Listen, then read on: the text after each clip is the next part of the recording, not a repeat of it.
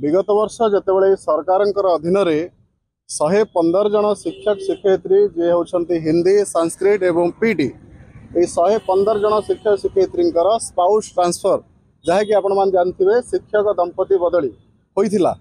तो ताकू दृष्टि रखी सारा ओडिशार समस्त जिलूर आमर चलित वर्ष हिंदी संस्कृत पीटर समस्त शिक्षक शिक्षयित्री माने अप्लाई करते सुधा आम दुख एपर्यंत कहीं बुझुना।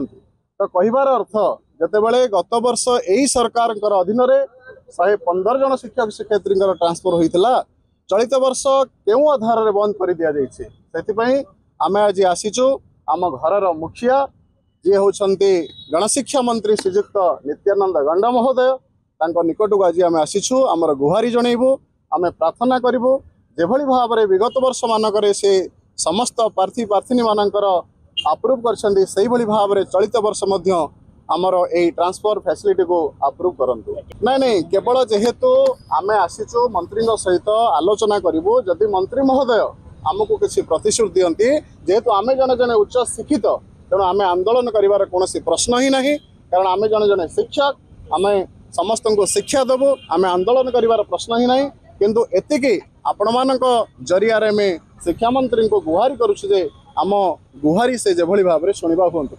सरकार पूर्व निर्धारित बदली नीति अनुसार आमे माने समस्त ऑनलाइन अप्लाई करूँ किंतु किछि जिलार डीओ माने यहाको अप्रूव करछंती एवं किछि जिलार डीओ माने यहाको अप्रूव करि नांती। यार कारण होउछि जे सरकार बदली प्रक्रिया रे जो नियमावली बाहर करछंती ता देहर किछि चेंजेस आनिछंती। 2023 मसीह जिते सरकार 115 जन शिक्षक को ट्रांसफर कले स्पाउस बदली मध्यम किंतु चलित वर्ष आमे ता देहर वंचित होउछु। यही मैटर को लेकिन आम सरकार आरंभ करी समस्त उच्च पदस्थ अधिकारी आलोचना करते कौन सफल आज पर्यंत मिली ना। माननीय शिक्षा मंत्री सहित आम आलोचना करने आसी शिक्षा मंत्री देखा मिल पार ना। 2 मास धरी आम मैंने विभिन्न समय आसुचु शिक्षा मंत्री सहित डिस्कसन करने चाहूँ किंतु शिक्षा मंत्री देखा आम पाऊना।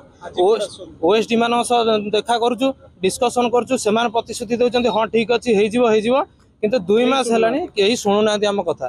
तेणुक आम दाबी हूँ चलित वर्ष गोटे स्कूल रे जदि टीजीटी माने स्पाउस ग्राउंड ट्रांसफर होती एवं प्राइमरी लेवल शिक्षक माने ट्रांसफर होती किंतु आमको हिंदी संस्कृत पीटी शिक्षक शिक्षयित्री को एथुरु वंचित करा जाउछि।